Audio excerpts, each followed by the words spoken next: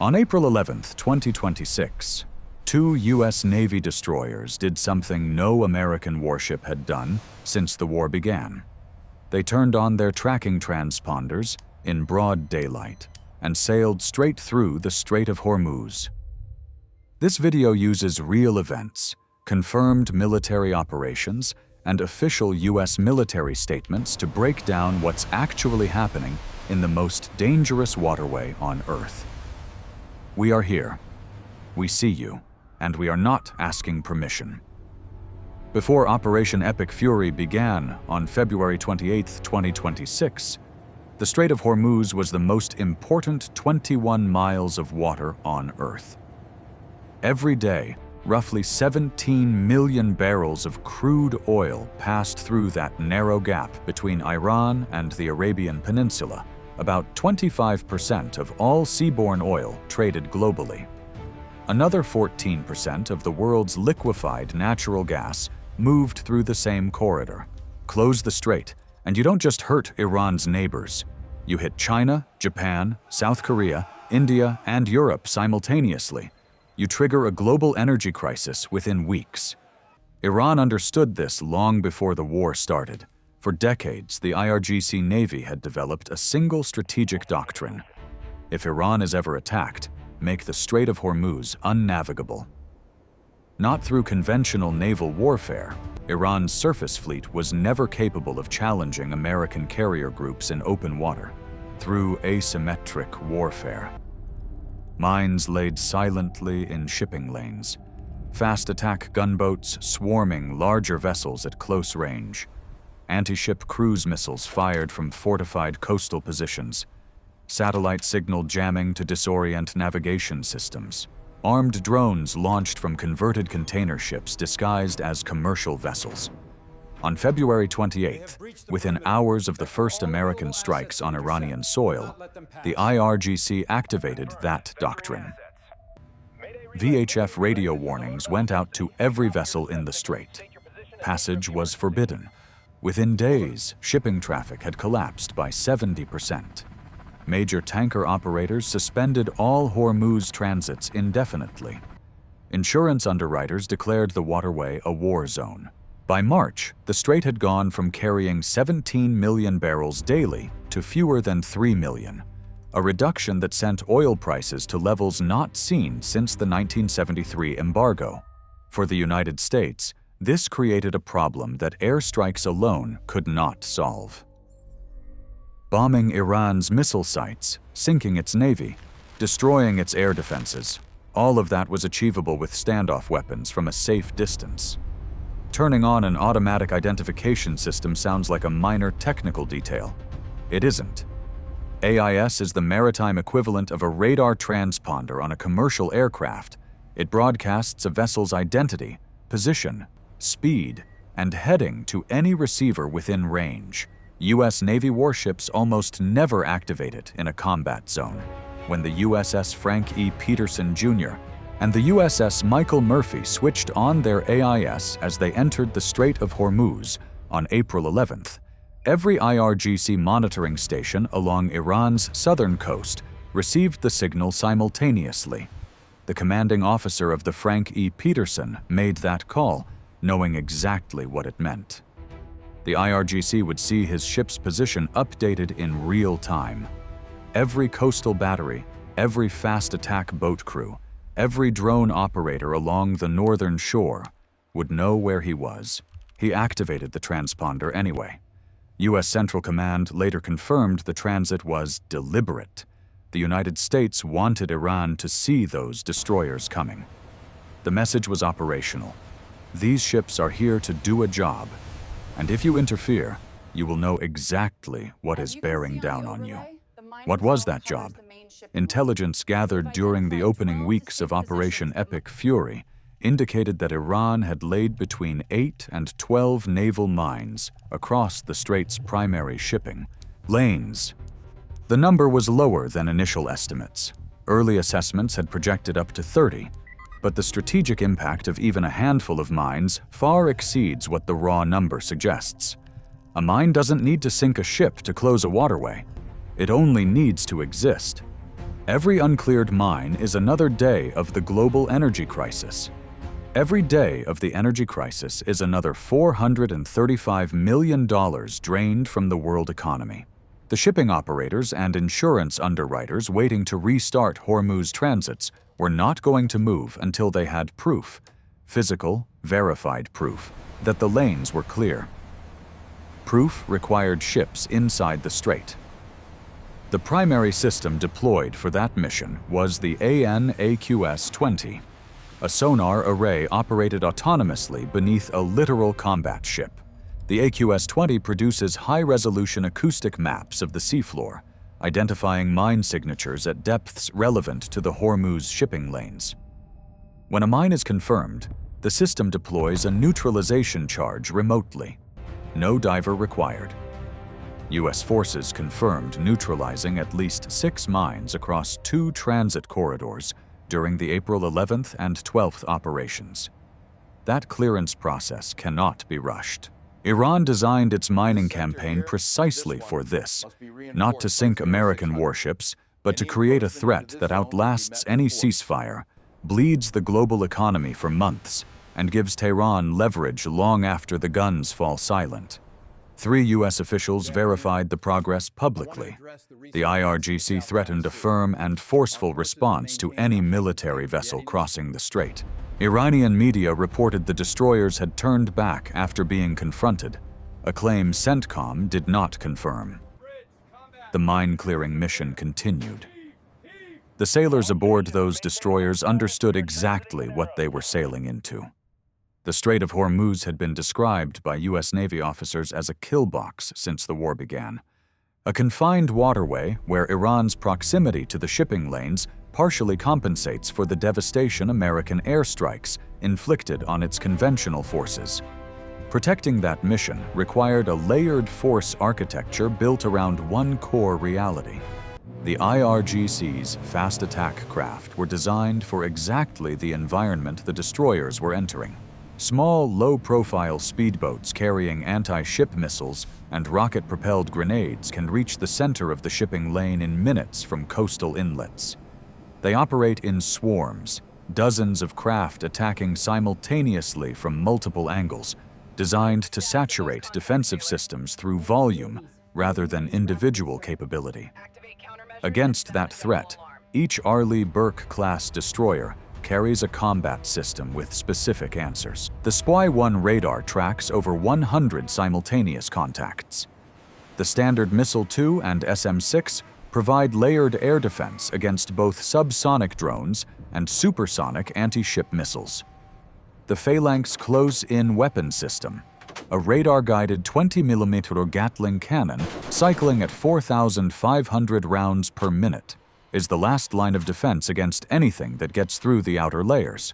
For surface threats at close range, the destroyers carry 76mm deck guns effective against fast attack craft at distances up to 12 kilometers. Every one of those systems has a ceiling.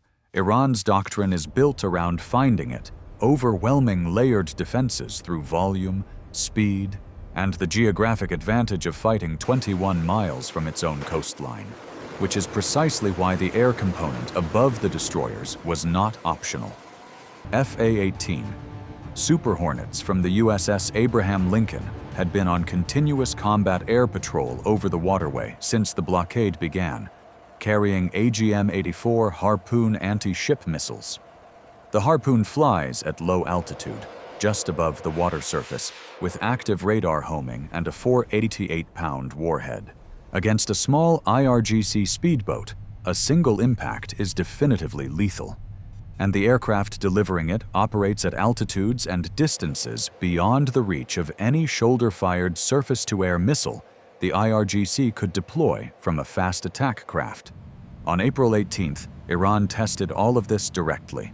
IRGC gunboats moved into the active shipping lanes and opened fire on 2 Indian-flagged merchant vessels. The Sanmar Herald, a very large crude carrier carrying 2 million barrels of oil, came under direct cannon fire from 2 IRGC speedboats, despite having received prior Iranian clearance to transit. A container ship off the Omani coast was struck by an unidentified projectile.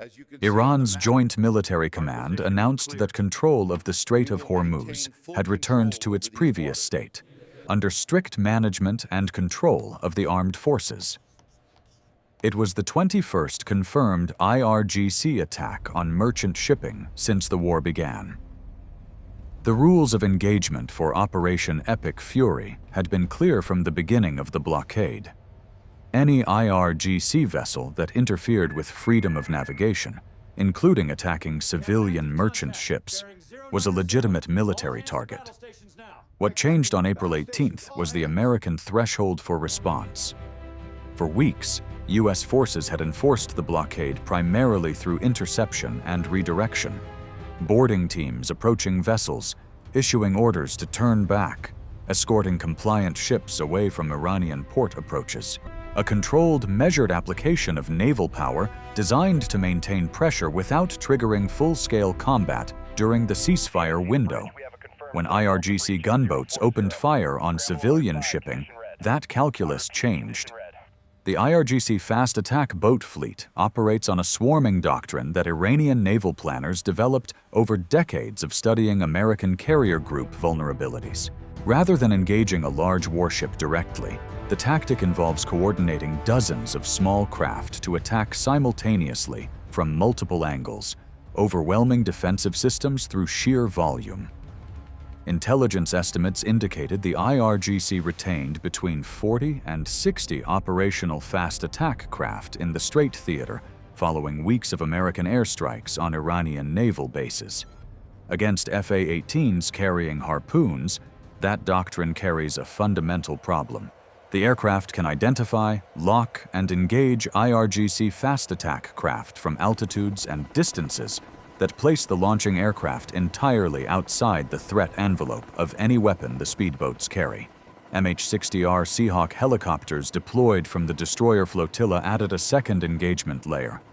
Hellfire missiles, laser-guided, effective against small surface vessels, operated in pairs to cross-cover any gaps in radar tracking.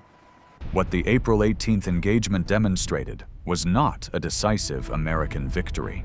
It was a demonstration of arithmetic. Iran's asymmetric naval strategy works against commercial shipping and cautious adversaries willing to absorb harassment indefinitely. Against a force with air superiority, surface interdiction, and standing orders to engage, the math runs differently. What do you think? Can the United States permanently reopen the strait without a ground operation on Iran's northern coastline? Drop your answer below. The critical variable that no amount of air superiority resolves cleanly is mines. Fast attack boats can be replaced. Mines are a persistent threat requiring methodical clearance that cannot be accelerated beyond the physical limits of the equipment and the hazard. Every mine that remains unaccounted for is a reason for commercial operators to keep their vessels out, regardless of how many IRGC gunboats have been neutralized above the waterline. This is why the mine clearance mission was not a supporting effort. It was the primary strategic objective of the entire Hormuz operation.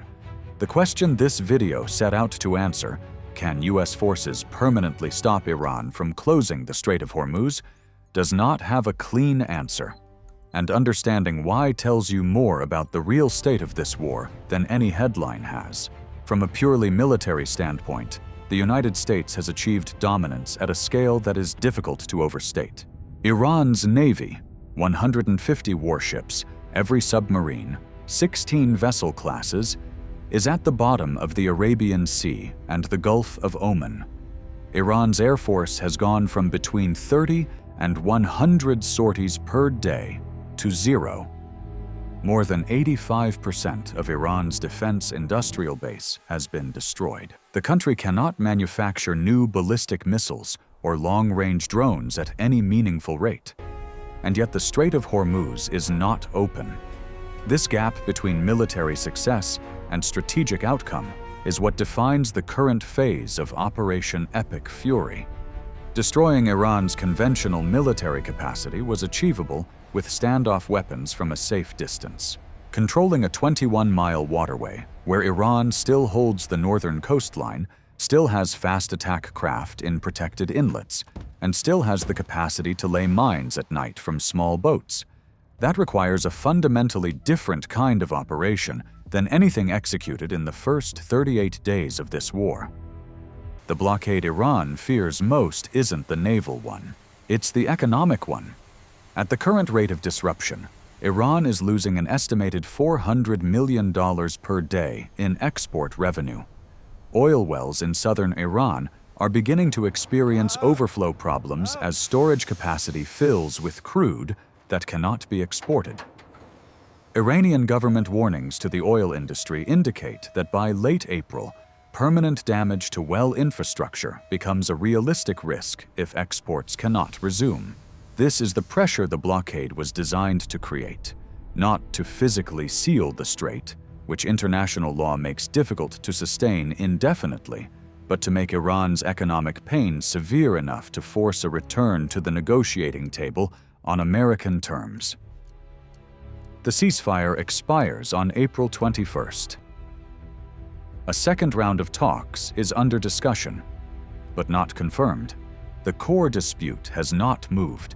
The United States wants Iran to surrender its stockpile of highly enriched uranium and commit to ending enrichment for, at minimum, 20 years.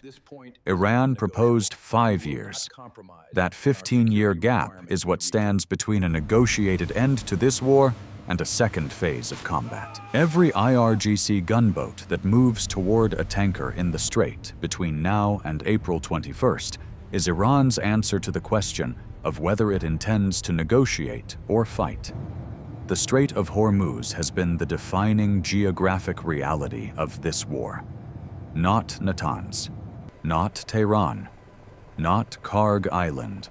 The 21 miles of water between Iran and the Arabian Peninsula, narrow enough to cross in a fast boat, wide enough to carry 25% of the world's oil, is where the war will ultimately be decided.